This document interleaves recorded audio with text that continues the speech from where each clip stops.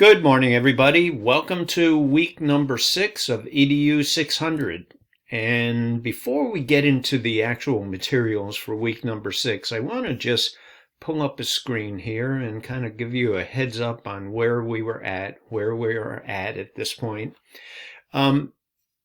Article capture. I appreciate everybody that has submitted those. I know I'm still waiting on a few, so if you haven't had a chance to do that, please get it to me as soon as possible.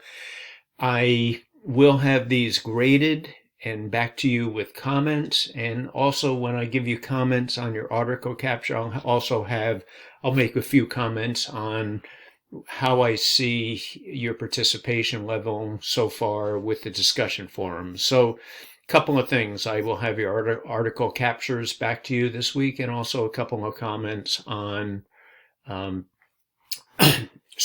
discussion forums. And I oftentimes use an audio feature to make comments on assignments. I may do that at this point, but I'm not sure at this point. So just stay tuned. Okay, so you submitted the article capture. The next thing we have coming up is the qualitative critique.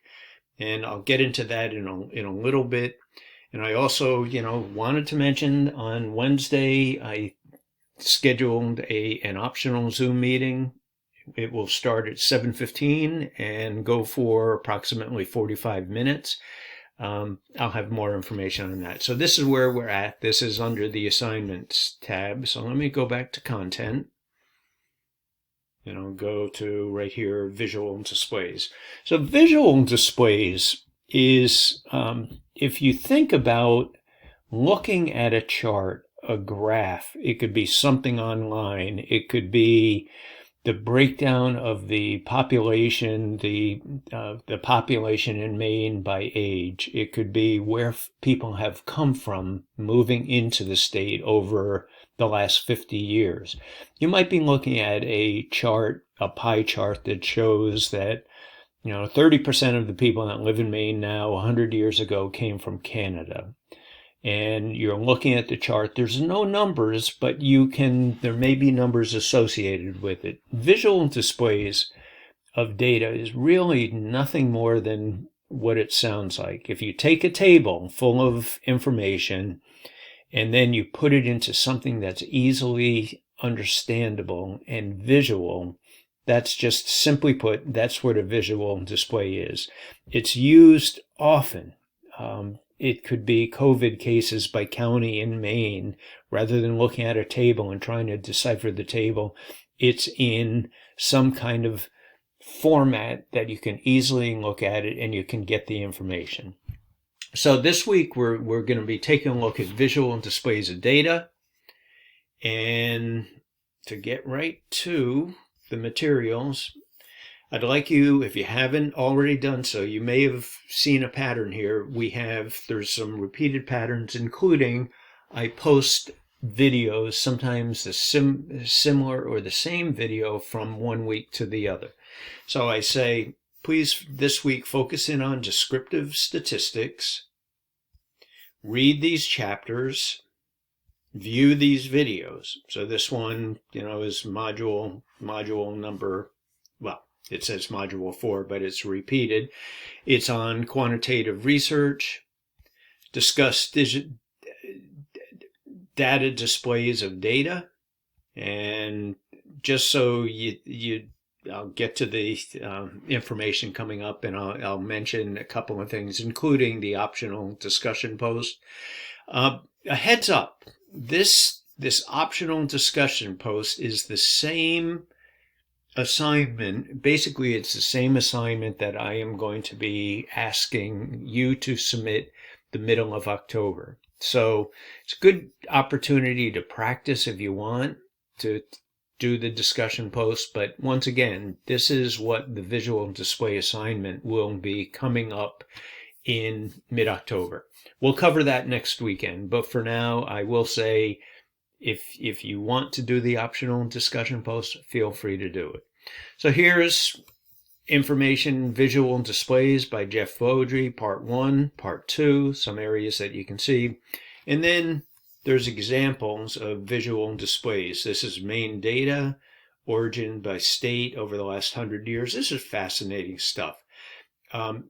Many times the online versions of visual displays of data, you can play around with the numbers all you want. Pew Research Center, Gapminder, etc. I decided, being that we have the qualitative critique coming up, it's due next Sunday, I wanted to make this participation in the week 6 discussion forum, which is really about data displays. That is optional. You do not need to do that. You can do it if you want. And once again, this is pretty much the format for the assignment that's coming up in 2 weeks. Optional videos, pie charts, histograms, bar charts, time plots, etc. These are all visual display of data. Introduction to statistics. And then I mentioned here one last thing, holding the Zoom meeting coming up on October 4th at 7:15. This agenda is really determined by who shows up for the Zoom meeting. It could be Q&A, it could be something specific. It could be you want to spend time on, okay, can we talk more about visual displays? Or can we talk more about this assignment that's coming up on October 8th? So if you can make it, that would be great. If you can't, don't worry. Those that show up really are going to be the one that will determine the agenda. So we have the optional discussion post. This video, just a kind of a warning. It's not a warning. This video is great. It's about the qualitative critique coming up due on October 8th. And I say, note, this video is from 2022. The due date for this assignment is incorrect. That's mentioned in here. That's the only thing wrong with that video. I just didn't feel that it needed to be redone because the information that I present in this video is all accurate. It's about what the paper is, how do you do it, how do you format, APA formatting, etc. So I would encourage you to take a look at that. Okay, the qualitative critique. This is I mentioned this, back when you were doing your group work. I mentioned to you, this is going to be the article, whatever group you're in, it could be A, B, or C, whatever group you were focused on, that is the group, that is the research article that you will be focusing in on for this assignment. So what I suggest you do is, if you were in Group A, you will use the Adult Learners Emotions. Group B uses Facebook Official. Group C uses self-directed learning. So I suggest the first thing to do is reread that group assignment that you did. Take a look at each one of the individual sections in there. Everybody was assigned one section. There's a couple of groups that there were I think 2 or 3 people that were behind on posting to this. I've asked them to get that done by Sunday, meaning tomorrow, so you can take a look at that and have the missing component to all of the discussions that you had. So what you're doing is you're reading the article. The group that you were assigned, that's the article that you are writing it on. And then you are literally writing using these headings. Purpose and design, sampling, quality. One thing I want to stress, this is your this is your paper that you're writing. So all of the sections were covered in your group work.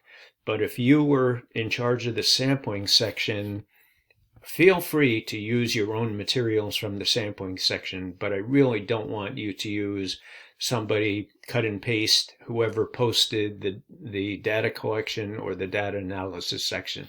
That's their work. Using their work, cut and paste would be plagiarizing for this paper. So it's due here, and I want to show you just a couple more things. And I'll talk about this. We can talk about this on Wednesday if this is a topic people want to talk about. I just clicked on the assignment title. Same instructions. looking for, 1,000 to 1,200 words, double spaced. All the information you need is right in here. Come down here. There's a qualitative critique guide and then an exemplar. I'll click on that. There it is. So here's an exemplar. This is not one of the articles that we used, but it will give you an idea of it's not perfect, but it's pretty darn close. It's a really good example of the critique that I'm looking for. Bear with me, sometimes the titles in here have been changed over the years, but as you can see, we have data collection, we have data analysis. And once again, in the group work, you might have been in charge of the data collection section. Hopefully, you're going to tweak it from what you did in the group work back in week number 3, but you might see a section of that you want to copy and use in your paper. Once again, if you wrote it the first time, you're the author, you can use it in this. Some professors may not allow that, but I do. So there's the exemplar. So let me go back. Okay, now I'm back in the course. If you have any questions on anything I went over, please let me know. I encourage you to take a look at the video specifically on the assignment. If you can make it for the Zoom meeting coming up on Wednesday, that would be great. And in the meantime, any questions, please let me know. I'm here to help. Okay, I was a little long-winded. I do apologize, but a lot of materials that I wanted to at least mention. Okay, everybody, see you online, and maybe I'll see you on Wednesday. Bye.